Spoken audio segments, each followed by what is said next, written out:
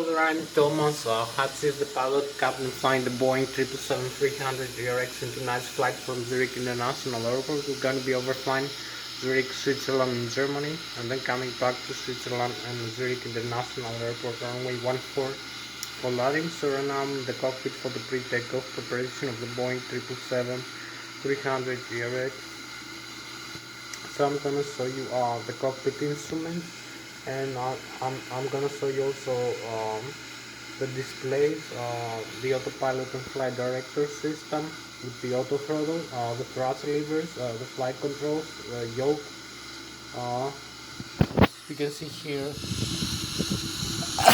we have the primary flight display and the navigation display, the ACAS, the autopilot and the flight director system. So I'm gonna show you all this on the flight control, the control column and the control wheel here. You see I'm moving the flight control column and the control wheel, the thrust levers over here, this advanced thrust, the speed brakes here, the flaps, the autopilot and flight director system. So I will be explaining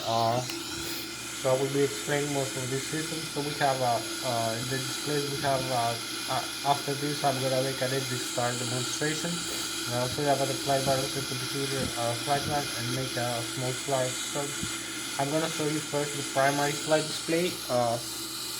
We have all these airliners like the Boeing 777-300 ERX that I'm displaying right now, of the PMG simulations and Microsoft Flight Simulator X.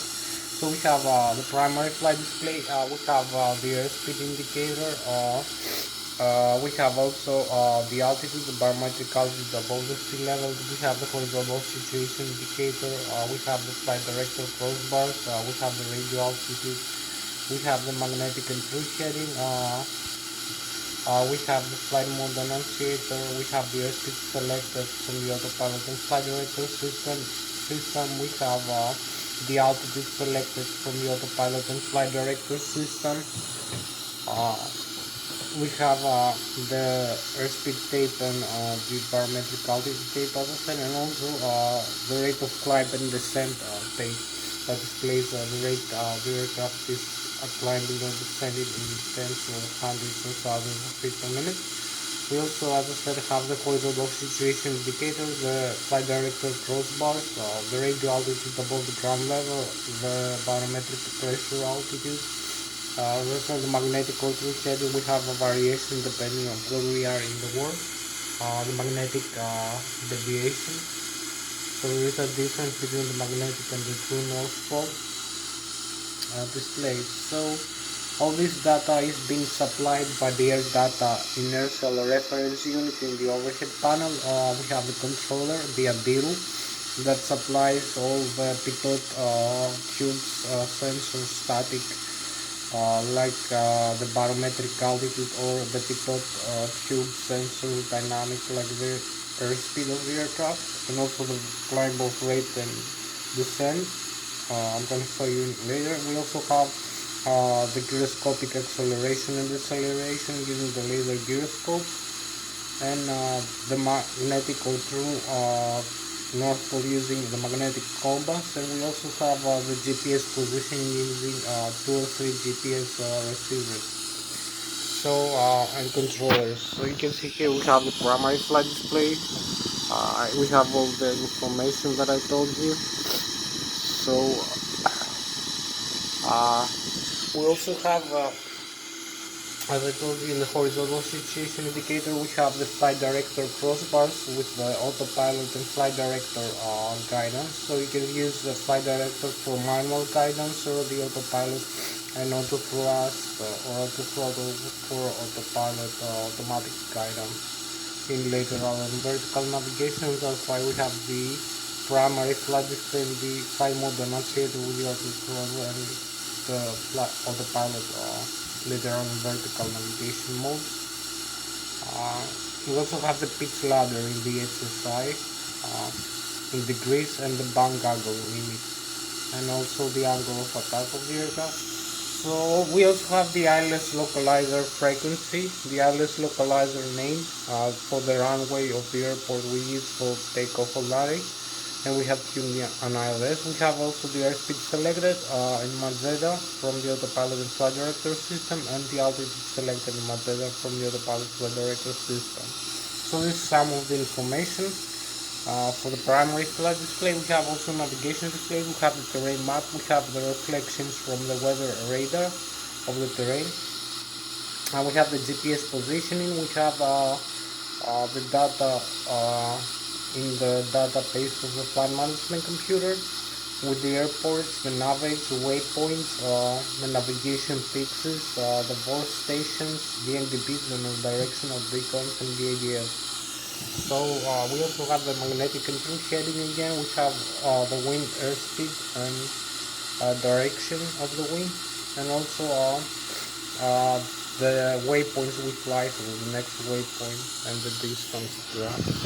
So we create all these waypoints we need using the flight plan method of the flight management computer. So we input all the data of the aircraft before we take off the airplane, and we want to guide it from one airport to another, or whatever flight we want to do. So we create a flight plan using the data of the aircraft. I'm going to show you later, like it's the gross aircraft,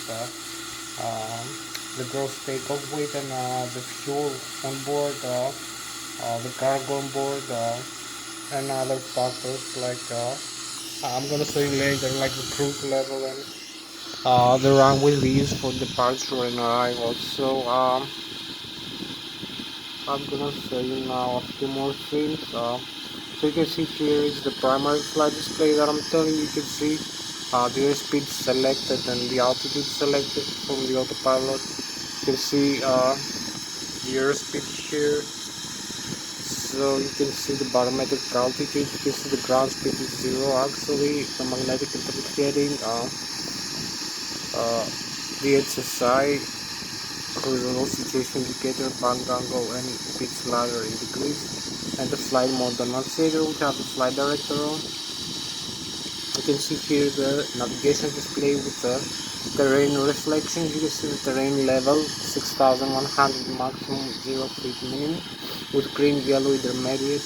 The airports, the distance right now is 380 nautical miles. The track is 320 degrees. It's our own seats track. So you can see the heading, the airspeed, the altitude, the vertical speed. So this is the autopilot flight director system. This is the ACAS that displays the engine information, the upper and the lower ACAS, and other systems information, like the electrical, the hydraulics, the fuel, and the air system, the compressor system. So I'm gonna show you, we have like maybe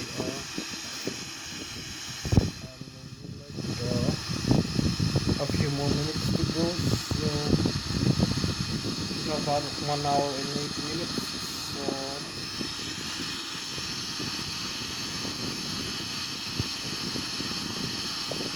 yeah, we have about 11 minutes. So this is the most. We have 1 hour 7 minutes from now. So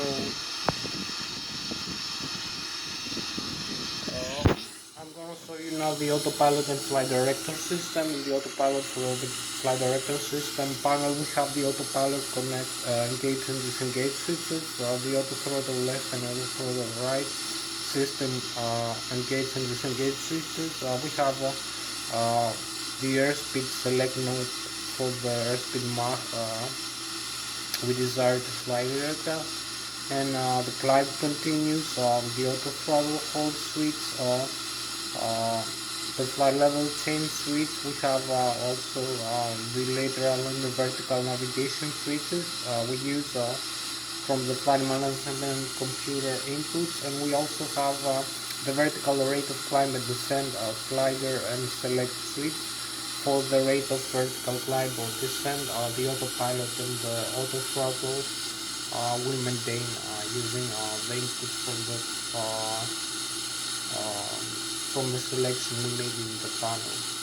So you also can use either rate of climb and descent in feet per minute, or in a flight path angle, in a trigonometric flight path angle in degrees. So we also have the barometric altitude selection using the altitude select knob and the altitude hold switch. We also have the bound angle limit for the autopilot switch. We have the bow localizer switch and the approach switch for the automatic landing system for the auto land Lszh localizer that will auto land function. So this aircraft, the Boeing 777-300 ER is actually so you can see all the systems. You can see also, as I said, the autopilot flight director system. We can modify here something. You can turn on and off the flight director like this, using this switch here, flight director on, flight director off. You will see in the display here also is off. You can use this, the auto thrust, the arm left and right. You can turn off the autopilot, you don't need that. You can select the autopilot on. Now we have the AP on. Here we will display autopilot on. So this is how to turn on. The autopilot using this switch in the autopilot by director system panel, the VFDS panel. You can turn it off using another switch in the VFDS panel or the yoke switch in the control wheel, or by moving the control wheel of the pilot. So by taking over the control. So if I move this, it will disconnect the autopilot. Also, you can see the flight director now. The autopilot disconnect here. The message. There are 3 methods to disconnect the autopilot. You can reconnect it and then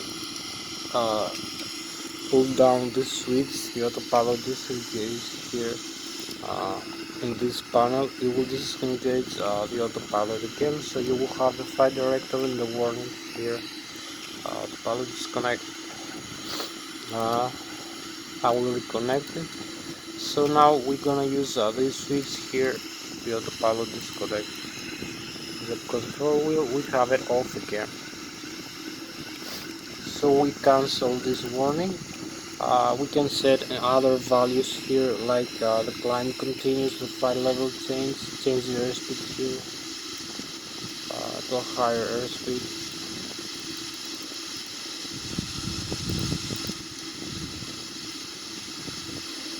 Flight level change.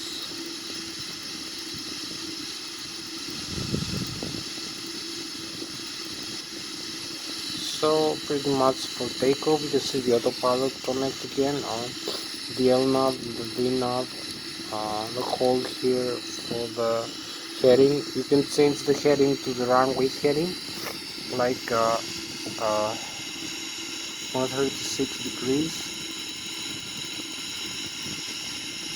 You can select the mode. You can select the altitude hold instead of this. Select the higher altitude here, like 35,000 feet, 36, 30,000, whatever you like, up to 43, I believe, 46, 50,000 it says. But actually I think you can fly to 43,000 or 45 maybe. So depends on the model. So you can use the vertical speed also here. Whatever mode you select, it will display here in the you have the vertical speed and the heading hold right now. It will display here in the primary flight display. So if we select the flight level change again, we have the flight level change and flight level change, the speed hold, heading hold, and flight level change, speed hold. You can select the vertical speed again. Select a flight path angle. You can see the select switches here are very depressible, either mode.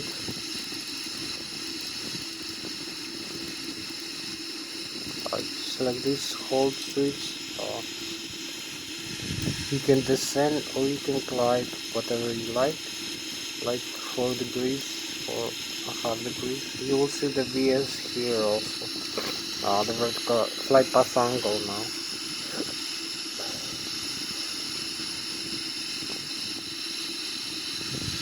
So we would change this to VS over here using this switch. You change the mode.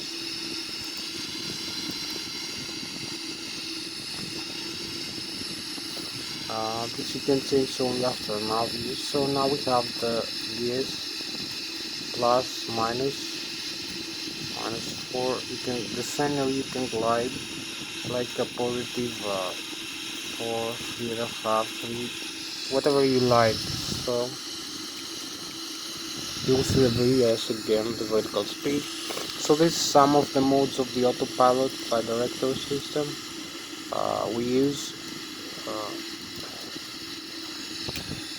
So I will show you a couple more things inside the cockpit.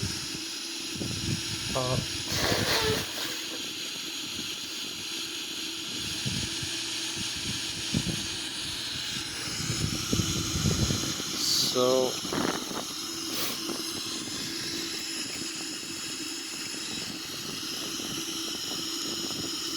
we have like I don't know, maybe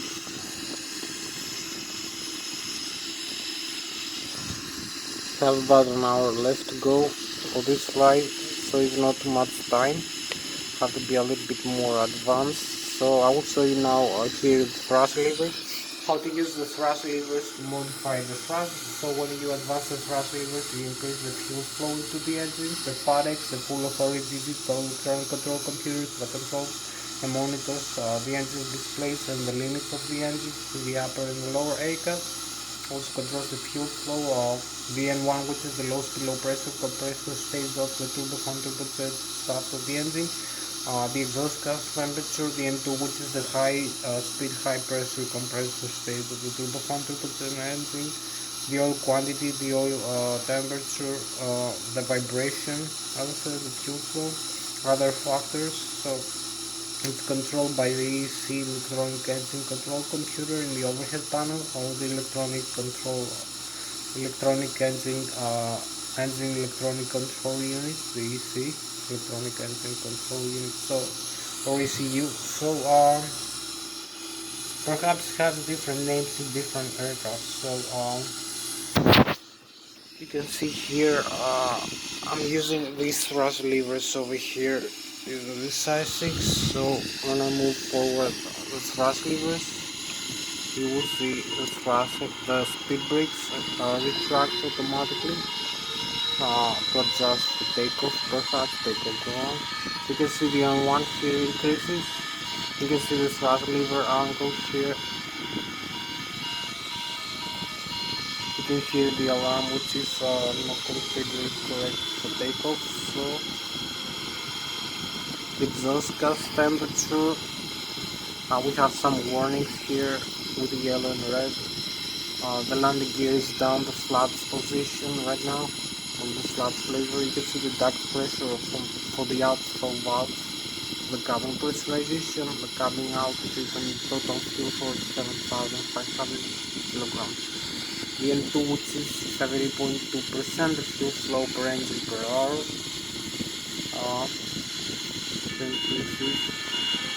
You'll see the N2 modifying again. The oil pressure, the oil temperature. So you can see the vibration here in the engine. Lower ACAS, so you can see a couple more things here interesting about the engine. So this is what makes the aircraft move. We need to thrust or take off the airplane. So if I move this here, the reverse thrust, you will see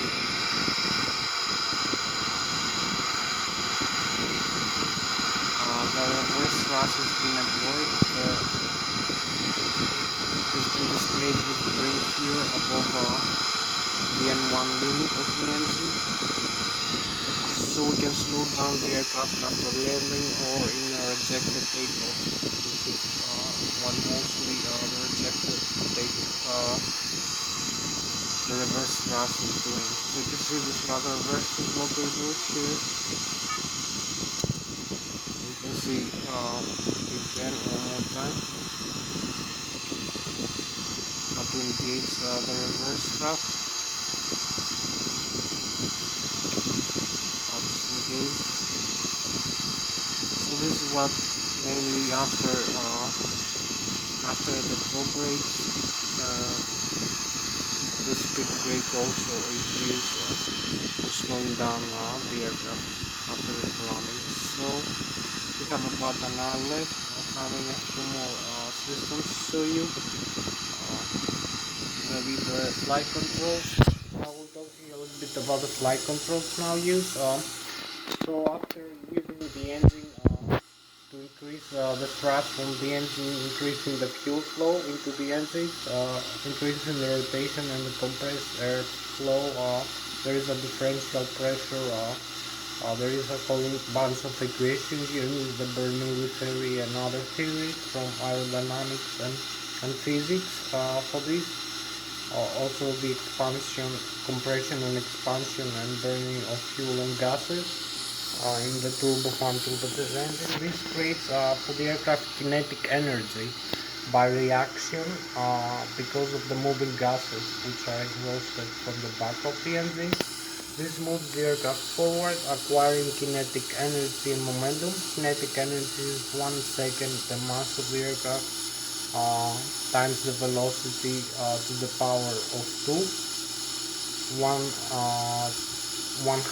times the mass of the aircraft times the velocity of the aircraft to the power of 2. So this is the kinetic energy, which is equivalent to potential energy. So all this energy is being converted when the aircraft acquires enough airspeed in the runway.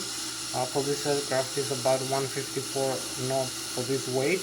On this configuration of fuel, we have 234,000 kilograms of weight with fuel right now and with passenger and cargo. So it overrides, it exceeds the stall speed of the aircraft, which is below the lift force, the stall speed.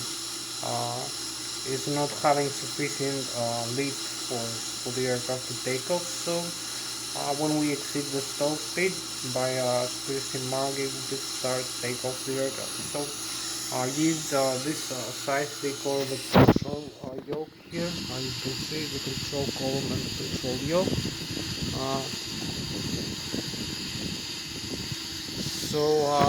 As I'm saying to you, all this kinetic energy and momentum is being converted into the wings of the aircraft, into lift.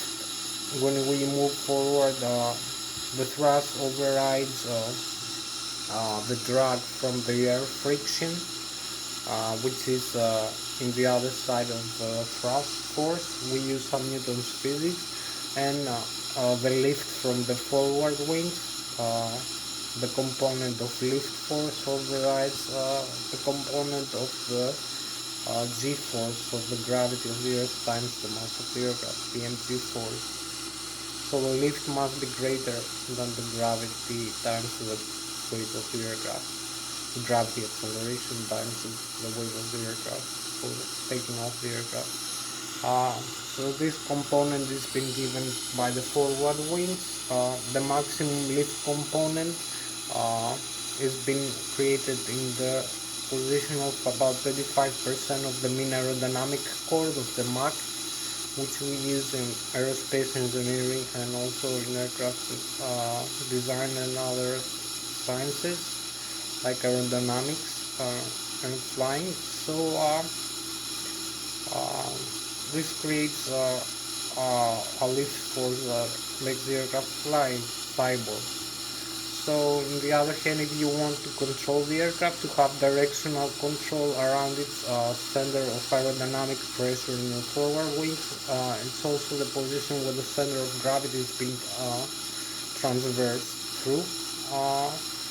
So you have to apply a force around there through the vertical tail or the horizontal tail of the aircraft. A moment arm force is a distance from the a distance x from the forward wing to the back wing of the tail, times the mass of the airflow that has been deflected by the wing, either wing, usually from the tail wing, the horizontal tail or the vertical tail wing. So it times differential of mass flow that has to be integrated to find out.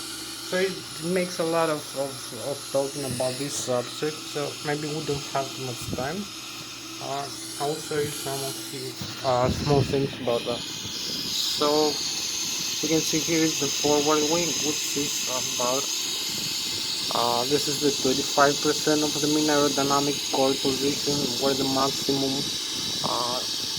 aerodynamic pressure is being created. The maximum lift component in the forward wing. This is the x distance, the moment arm from the forward wing to the back to the tail wing, the horizontal stabilizer, the elevator, and also the vertical stabilizer. So this must be transversed. It has to go through there, all the way forward to the nose of the aircraft. It's up and it's down. So this is how you move the aircraft up or move it down, pitching up and pitching down using the elevator, and also left and right using the vertical stabilizer, the rudder. Also the ailerons, the spoilerons also create something identical but makes the aircraft down roll around its longitudinal axis. So the lift is being created, as I said, when the engine is over here, create enough thrust to create kinetic energy for the aircraft to move forward. Then the forward wings have a shape. That has been flat from the below surface of the wing, and it has been very cool in the upper surface of the wing, below in the upper surface. So the lower surface has a flat surface that the air travels slower than the upper surface. That has been curved, it travels faster. So the upper surface has lower differential pressure, and the lower surface of the wing has higher differential pressure. So this overpressure from the lower wing makes the wing of the aircraft create a leak. A leak has been moved from the top of the aircraft wing. That has been dragging the aircraft up into the air. So the tail of the aircraft can create a similar smaller force that can make the aircraft pitch up its nose or pitch it down by deflecting the airflow and creating some differential pressure on the vertical tail, all the ailerons and the spoilers in the left and right wing.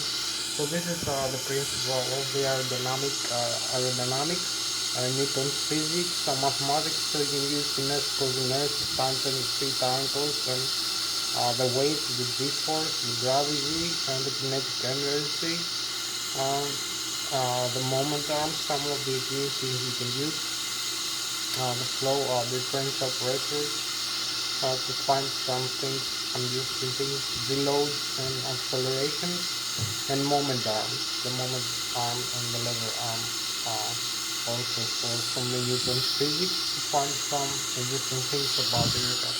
So this is so much about all these interesting things. I'm going to show you now how to use the flight controls and how to fly the aircraft. So you can see here we talked about the principal theory of flight for the airplane, the Boeing 777 or any other airplane that has fixed wings. So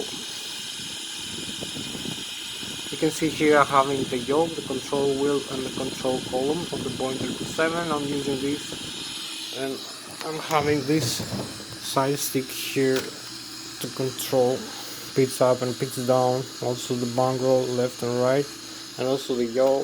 I have the stabilizer trim position, the thrust levers.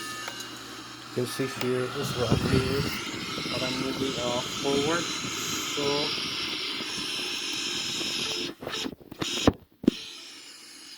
you can see that this movement is proportional to the side stick deflection over here that I'm using to control all the flight control surfaces. you can see it's proportional, and we also have the display of this flight controls in the lower ACAS. I'm gonna show you now. So a couple more minutes for this flight to start the engines and show you the systems. So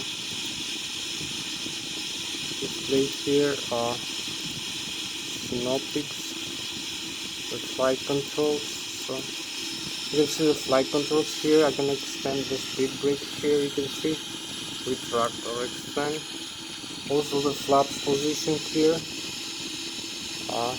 I can move up the flaps lever or down. This is creates additional wing surface over here. So you can see the spoilers, the other one.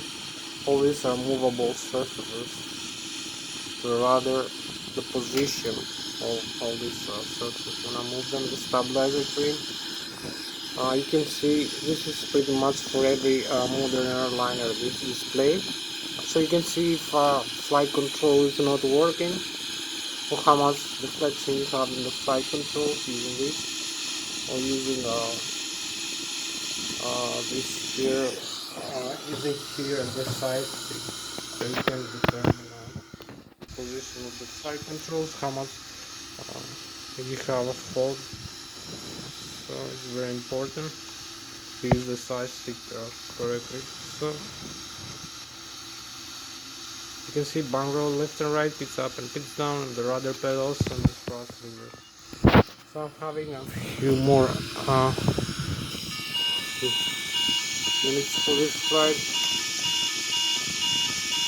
I'm gonna show you now. You can see the proportional movement here, the aileron, all the wing surfaces. So you can see again, this is proportional to the side stick movement, the wing surface movement, the pitch up, pitch down, bang roll left and right. So the rudder pedal, also the thrust levers for the engine. So we have like a few more minutes to go. Now I'm gonna show you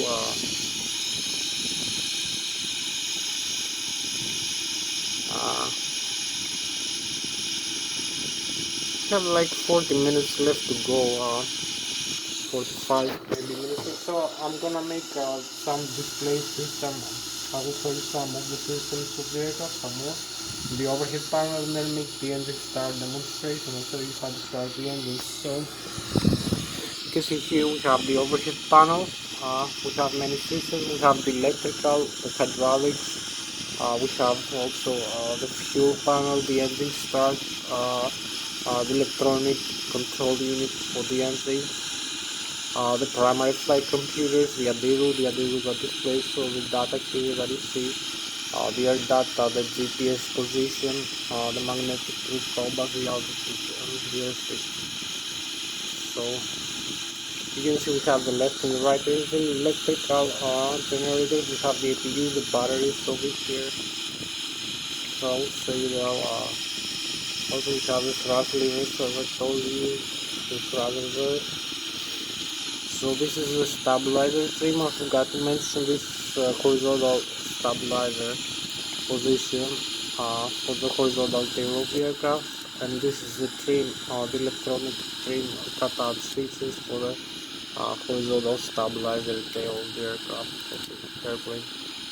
So we have the fuel control for the left and right engine. We have the stabilizer trim for the nose for the horizontal tail of the aircraft. We have the parking brake.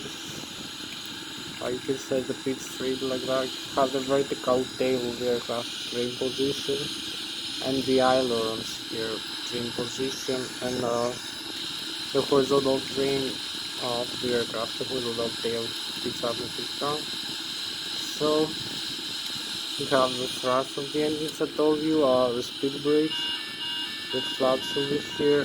Here is the auto throttle disengage switch here. You disengage the auto throttle by pressing this switch and holding it. We have the takeoff go around switch, the thrust reverse. A few more things to show you. Here is the landing gear, the extended retract. You can see the down here. We have the alternate here. Over here we have the auto brake system for the Boeing. This is the Boeing 777 trademark. We have some flat override automated flat system. So I will show you also a few more things. First, maybe I will show you a little bit better this display here. So we have the systems. You have now the doors. You can see the doors are closed and the cabin is being pressurized. You can see the landing gear and the nozzle of the aircraft. You can see the pressure inside the tires and the temperature of the brakes of the aircraft. You can see the electrical here, the left and the right generators, the APU salt, the hydraulic, the left and the right engine driving pumps, the electric standby, the pressure for the flight controls and the other systems. Here on the left and the right wing and the center tires empty right now.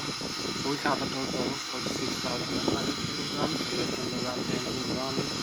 I can see this is on the high fuel pressure valves. We have the air systems here, the compressed air for the left and the right engine. You can see also the compressor stage the left and the right engine.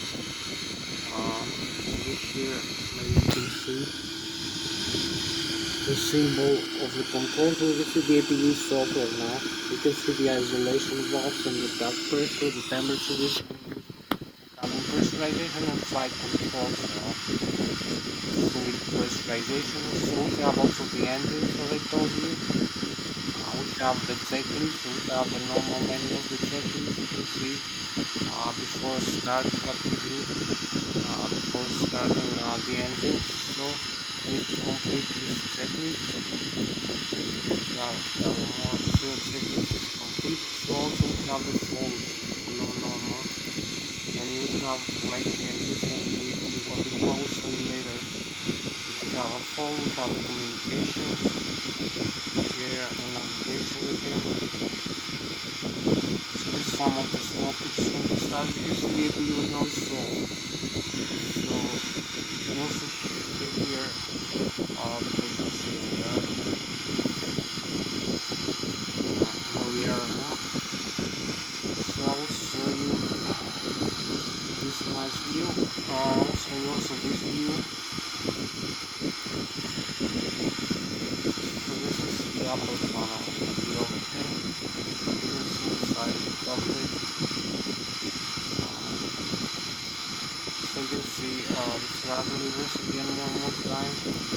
You can see the go position, go. You can see also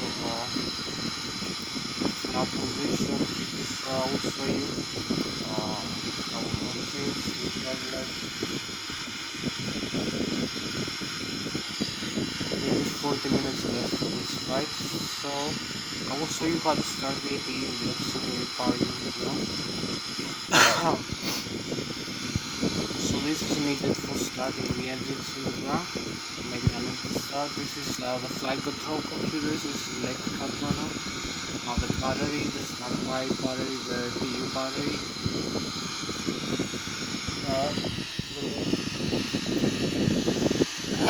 The right engine driving generators. This is the other system. Here is the hydraulic panel. I will show you the window sheet, the start, backup fire, the air panel. So you can turn off this hydraulic. You will see this hydraulic valve here. So you will see here we're gonna have some problems with hydraulics. The hydraulic pressure will go down on the system. So we're gonna lose some hydraulic system. Like the flight control, the brakes, like landing gears and have the other flaps here. So we have the warning here. You can see also here the warning. So if I go over here in the visual cockpit, you will see you have also the warning. So you can see now we have the APU running the status, but we have process symmetry compensating alternate. So this some of the systems failed right now. We will go here the hydraulics. You will see we lose the hydraulics. So we cancel this warning here. We don't need that. So you can see we have the regulation valves. The pressure is down 50 psi. So you will see we have no flight controls now. The flight controls are crossed with yellow bars, and we have left the C and VR hydraulics for no rudder, no. So this is not working basically. This over here are the flight controls. So this is not usable with that to the condition. Also the rudder pedals down here not moving at all. And no rudder pedals. This is more difficult to use. So we go back in the hydraulics. I will reconnect this in the overhead panel. We have a few more minutes to go. I'll show you the hydraulics, the left and right engine driving and the standby electrical. So we will reconnect them.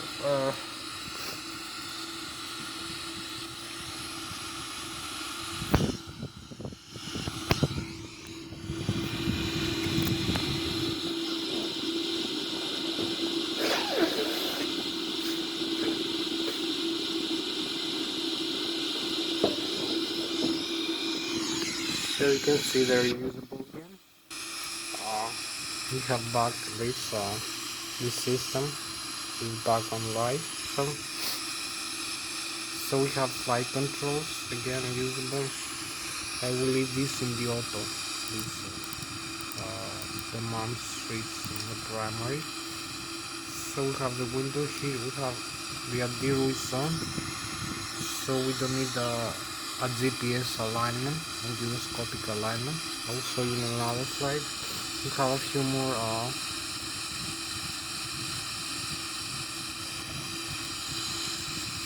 we have like 36 minutes left for this flight. I will show you. So the electrical panel over here, you can see in the electrical panel we have the left and the right engine driving engines that produce thrust. We also drive some gearbox with shaft with torque from the shaft that drives some electromagnetic brushless bipolar electromagnetic alternators, north and south pole bipolar, produce alternate current using the electromagnetic induction principle, about 115 volts to 200 volts, constant frequency 400 Hz, 3-phase each one, and total 120,000 kilovolts or 120,000 watts each engine driving alternator.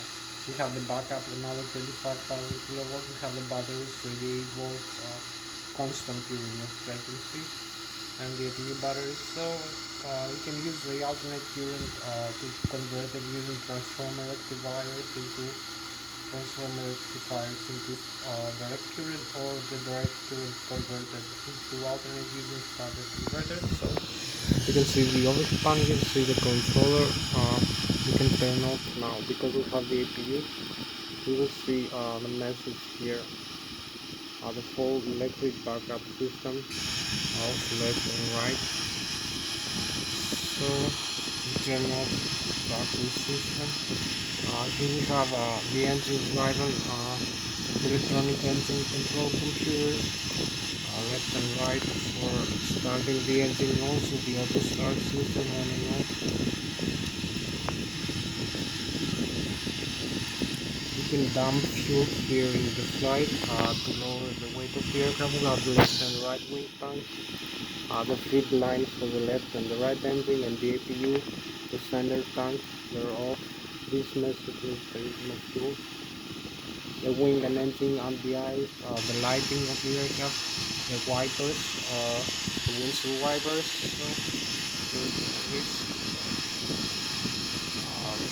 So, flight control computer, so zero thrust unit equals zero. So we have also the cabin pressurization here, manual and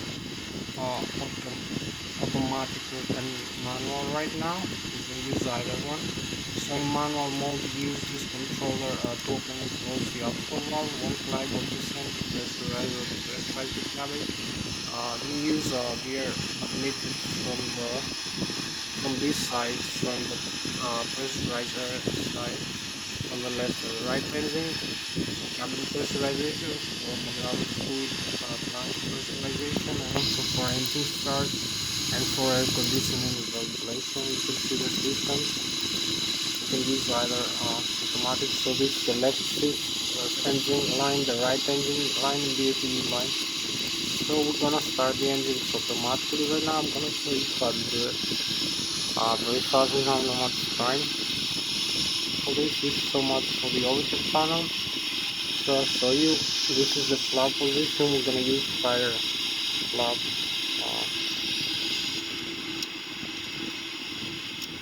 Like 15 degrees over here. You can see the thrust levers. When I move them forward, you will see the thrust here will increase. Also the pressurized air for the cabin pressurization. The speed brakes here, the parking brakes, the stabilizer trim, the fuel cutout switches, and the fire extinguishers, the navigation communication panels. So I'll show you some of the system. In another flight we have a few more minutes to go over here.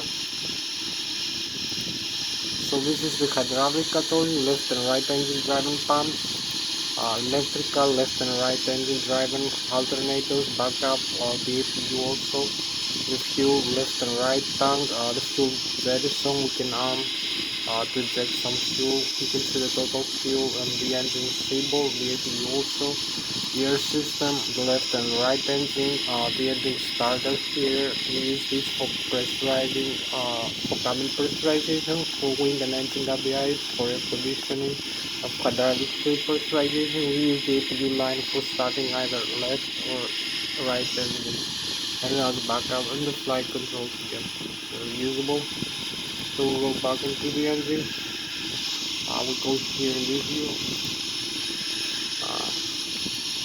We have a few more minutes to go, so I'm gonna turn off the fuel flow for the engine, the left and right engine.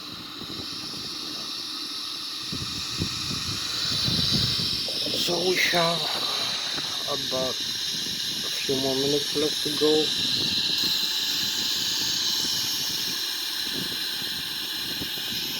You can see where we are right now. This is reaching the National Airport right now. A few more minutes. So you can see the engines are off right now. They're going down to the IO. You can see the original spinning.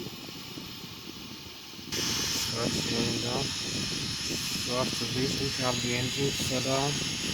You can see some messages here. Reduce after everything decreasing, that pressure decreasing, the engine no fuel flow zero from both engines.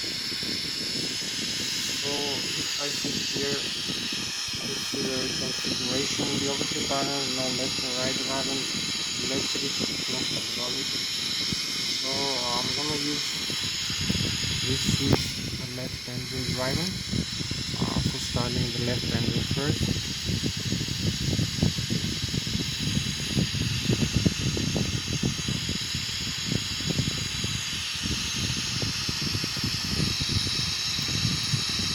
So you can see the exhaust gas temperature, the N1 is increasing, also the N2, the fuel flow, the engine is zero. So we have enough compressor from the outflow valve, from the APU outflow valve. So maybe some lights here, have better view here, but I'm put them on. Right.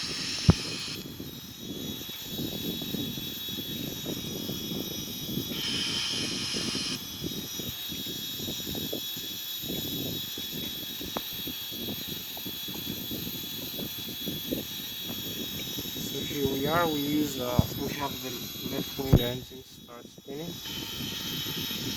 So we now admit the fuel flow. We admit the fuel here, this line.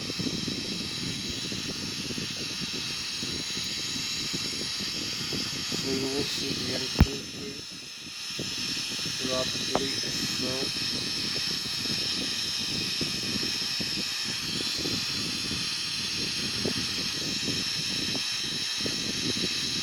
We have the left wing engine right now start spinning. And we complete the engine start for the left engine. Now we're gonna complete the engine start for the other side engine, for the right wing engine. So we turn on the right wing fuel control. Not the auto start, it's the fuel control. We will start the N1, start magnetic compressor from the exterior power unit turbine.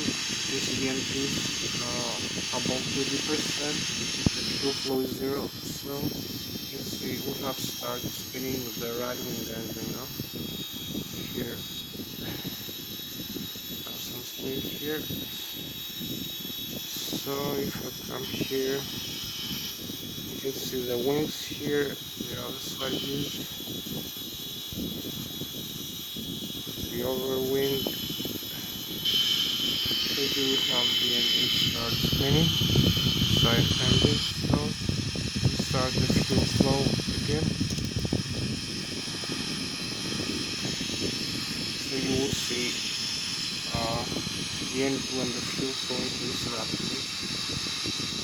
0.6, here we go. We have the right wing engine also start.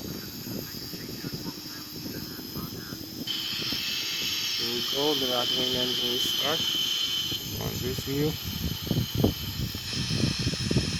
So I need only a couple of things now to do. Set up only the flight plan here, and I'm ready to go. Have the flaps, I have the stabilizer thing set. So set this the menu. You can see this is the model, the position initialized. This reference airport, Lszh, the case, Zurich International Airport. You will see the GPS alignment positioning. This is for the Arduino. You see the route, not the route. So from this airport back to this airport, we're gonna create a flight path to the aircraft to fly. From this runway 14, we use this departure.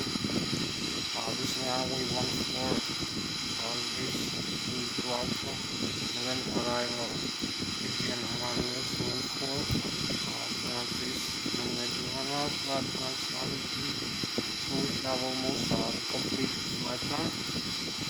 We activate and execute, and we create here the zero fuel weight, the gross weight. As you can see, the reserves here, the reserve fuel and cost index. We have the cost index also. So you can see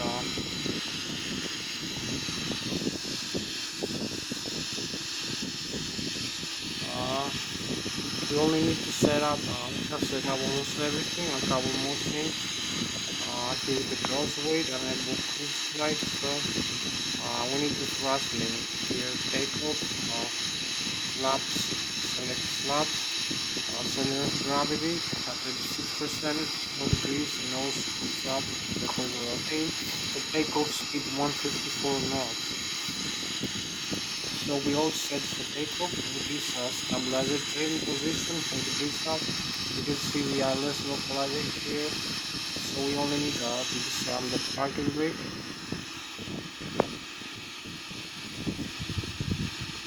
So now we are ready to take off after doing an engine start demonstration and setting up the flight plan using the flight management computer. I'm going to start the Boeing 777. Thank you for watching. I'm Thomas Hatsios, the pilot captain. Find this Boeing 777 from the Eric. So I'm going to start rolling. Plan to throttle limit. You can see these aircraft are moving. rudder pedals here. We have an open runway.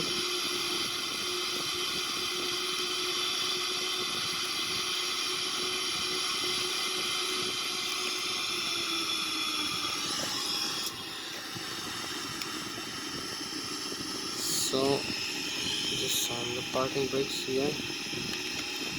I'm also using this here to steer the aircraft, this wheel, the steering wheel, the tiller as they say, for the nose wheel.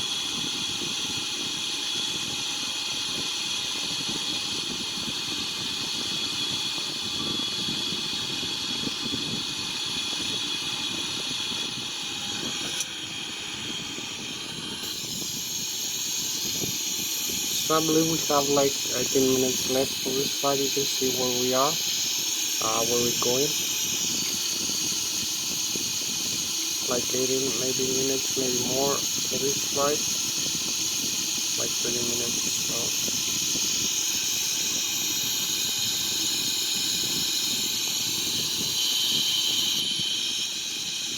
you can see the Lszh localizer, the modes here engaged.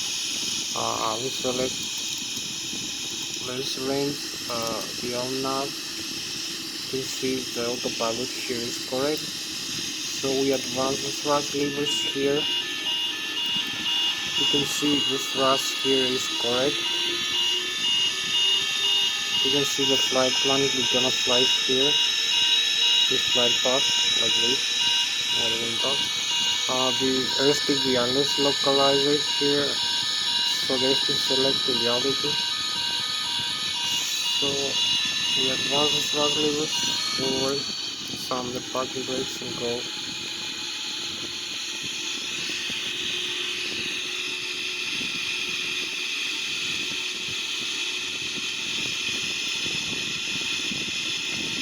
Having about 39 minutes to go for this flight. No, 18 minutes. So this is V1. You can see we have the V-speed here. We start pitching out onto. So here we go. We have positive rate of flight. We drag the landing gear here. So you can see we are just 1,000 feet above the ground level as we keep climbing.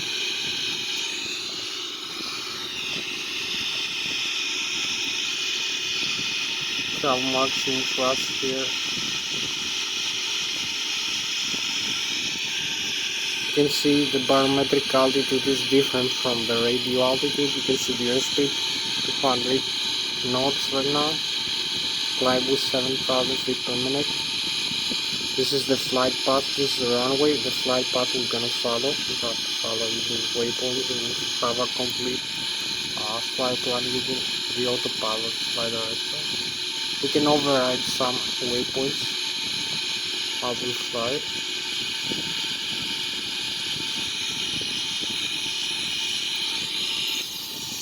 So this is where we are right now. Just after takeoff, we have like 18 minutes left to go for this flight.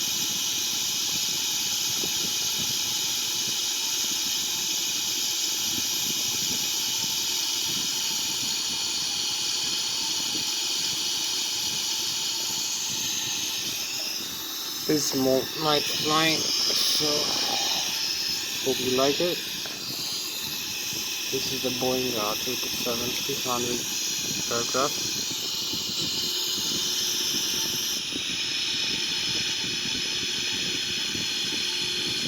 Crossing 11,000 feet.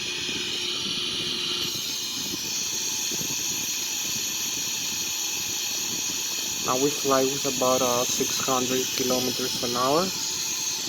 Hope you like it. The Boeing 777 view. This beautiful airplane. We fly with 500 or 600 kilometers an hour right now. Over flying Switzerland.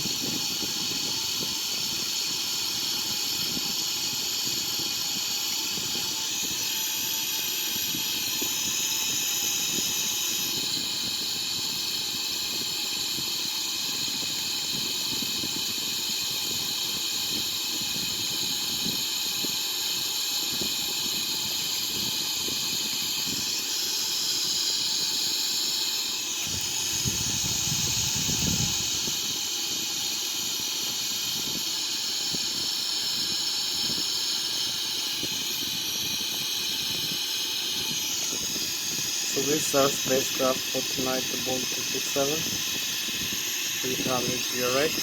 You can see the galaxies of the star sign.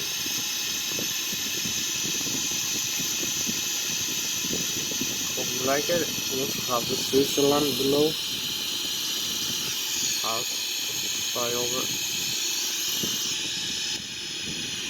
It's crossing 17,000 feet right now. Inside the cockpit.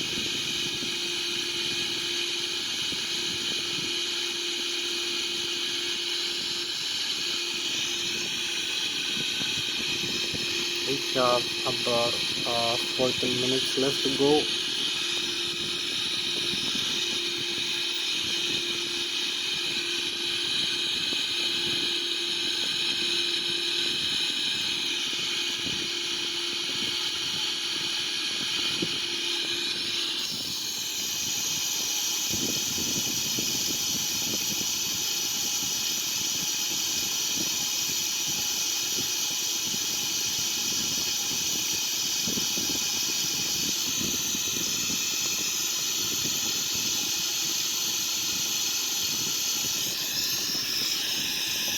So here we are flying the St. Gallen Lake. We have this beautiful view here. We have the sun again as we fly. We have more sunshine.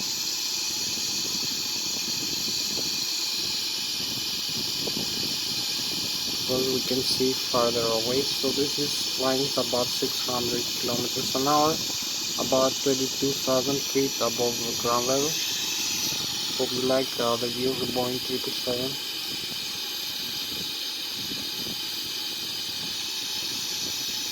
Our airplane right now, so you can see the fumes now. We cross 23,000 feet right now. Now we have the handbrake now as we climb further away up into the stratosphere, flying with 200 meters a second. About 6,000 meters above the ground level. So I'm going back into the cockpit. Here we are, 34,000 feet. You can see the stall speed, Mach 0.52. 34,000. We have like a few more minutes left to go for this flight.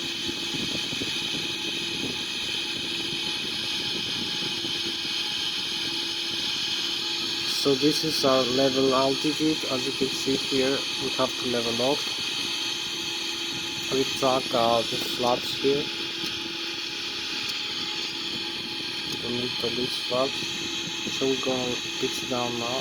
The aircraft. A little bit. Pitch down and then pitch up to balance. And also use some trim. Adjust the airspeed maybe. So this is pretty much flying level at 35,300 feet right now.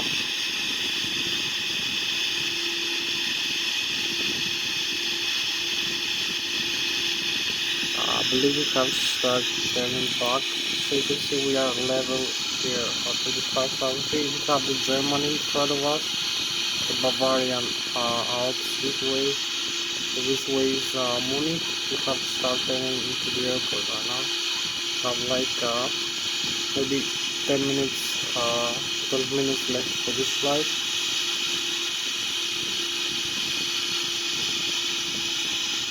Have to adjust this thrust a little bit.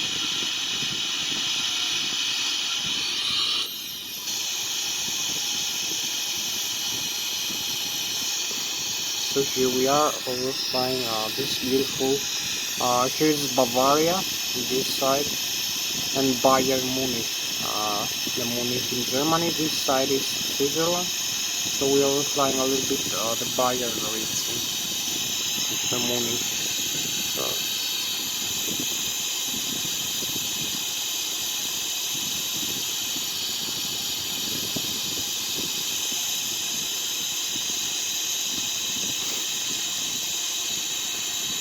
So 7,000 feet right now, flying with about 900 kilometers an hour, or about Mach 0.8. Trying to level off as a battle. Hope you like this view of the Boeing 777, 300 rate, overflying with 300 meters a second, 6,000 meters above the ground level, overflying via Munich in Germany, Bavarian Alps this way, and Swiss Alps. So we have to go back into the airport now.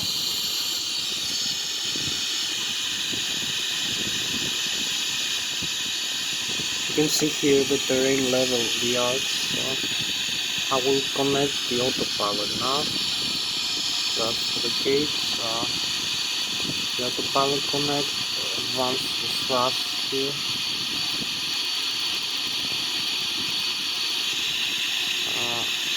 Keep the altitude hold here. So we have the thrust, the autopilot, and we need to adjust one last thing. The legs. We go direct into the airport now. Last pitch. So we need this for the airnav. We are about 43 nautical miles away. We are close actually. So we need one more thing. I'm gonna start aiming. The landing reference airspeed and flap speed. So I'm gonna use this plus some speed for wind correction, for wind shear and other things. So now we have about 8 minutes left for this flight. And we're gonna use a simulation acceleration maybe to get even faster over there and save some time. So we're flying with an accelerated simulation rate, but we're flying with 300 meters a second.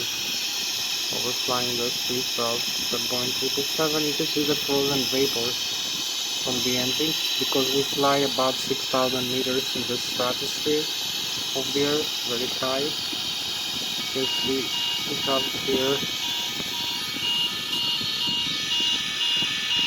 some overspeed warning.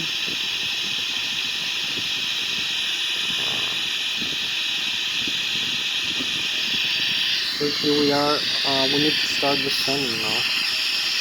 We have a few more minutes to send down into this altitude.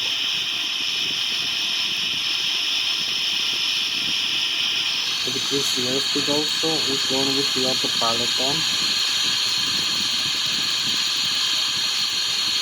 So we hit the flight level change, and maybe this vertical speed.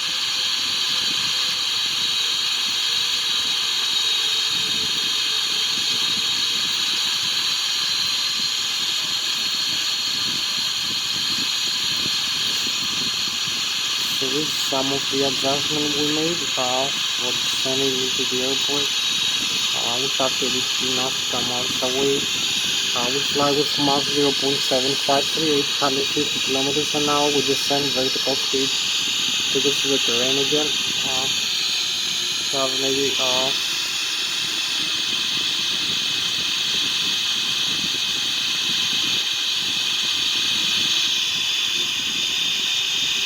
like 5 minutes left to go for this flight. So we need to increase the simulation rate again. I lost some time showing here. Extend some speed brakes here. Slow down the aircraft.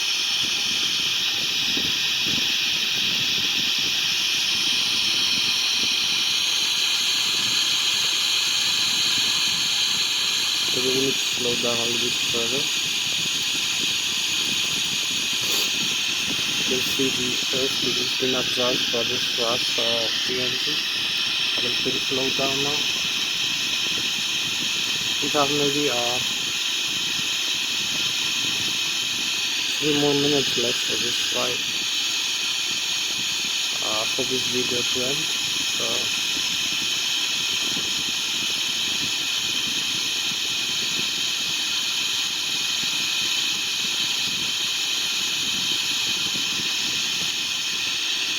we need to make a couple more adjustments here. Disarm the autopilot, fly manually now, extend the landing gear, select this, switch.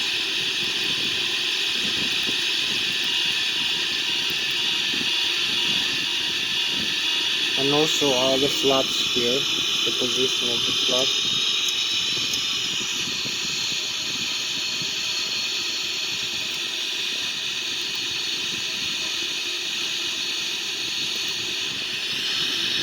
So we need to also to decrease the airspeed a little bit.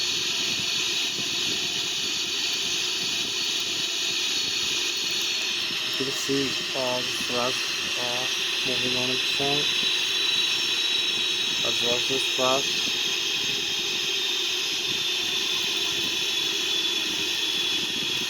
As we descend to the airport, to 13,000 feet, a little bit higher than the top should be.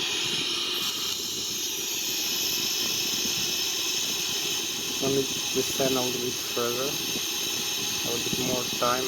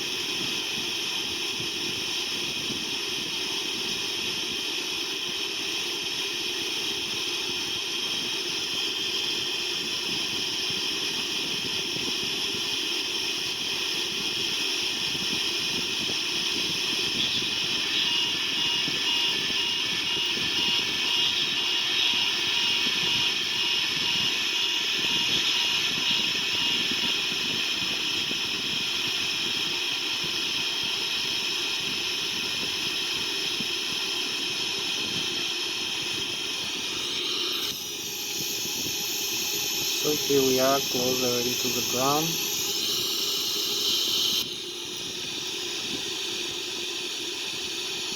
Hopefully we have some video time, but I'm not sure.